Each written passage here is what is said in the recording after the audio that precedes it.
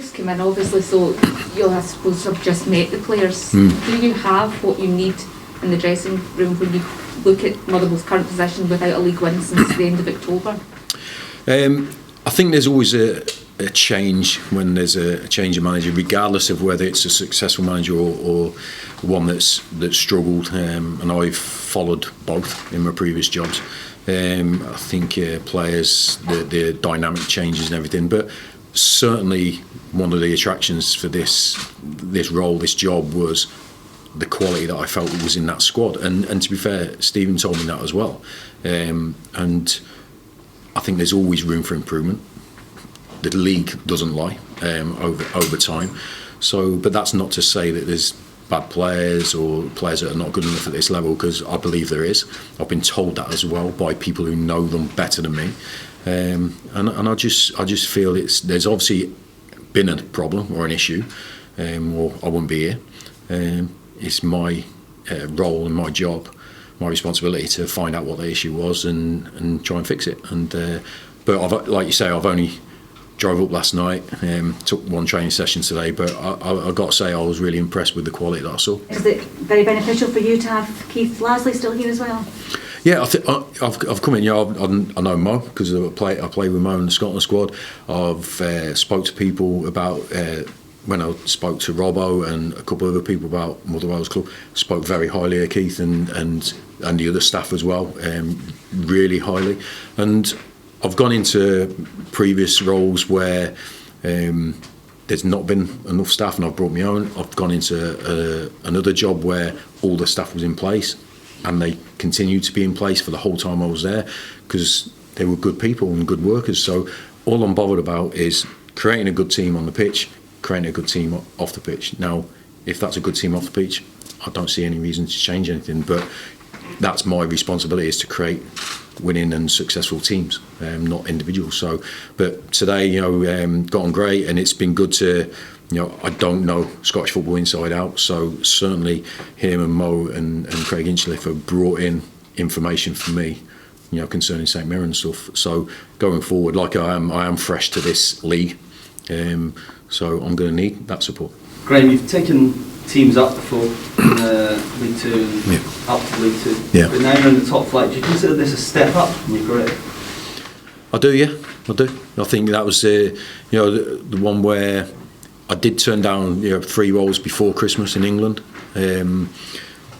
because it was the same, and I wanted to do something different. I wanted to challenge myself somewhere else, and just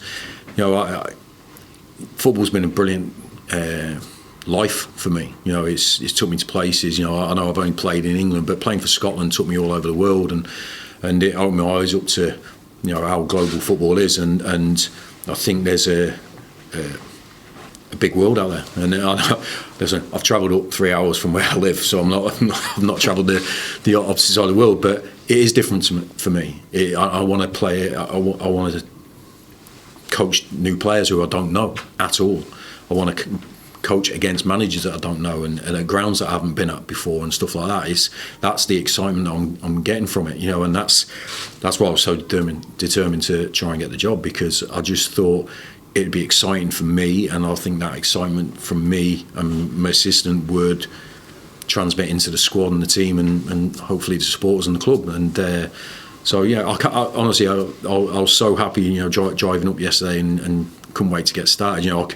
There was a question about maybe delaying it till after the weekend, giving myself a bit of time, but I just couldn't wait to get up here and get to work. Obviously, you played for Scotland, but in terms of managerial wise, many people up here don't know what kind of football you're going to bring to you. What can Motherwell fans and fans all across Scotland expect from you? It's a one where I've had promotions at different clubs, and I've played in different formations with those successful teams. At the 3 clubs, I was successful with 3 different formations. I think I believe a manager's the role and responsibility is to get the best out of the players that he has, and it's no, at certain levels you can pick and choose exactly the type of player that you need to play a certain style or a certain formation, but at certain levels you have to, there's not duplicate positions of £20 million players that are going to do the same job. So for me, it's about getting results, but there is 70% of what what any team of mine would be like. I think we've played in the past in an aggressive way, in an attacking way. We've always been in, 2 or 3 of the top scorers as a team in the divisions we've played at.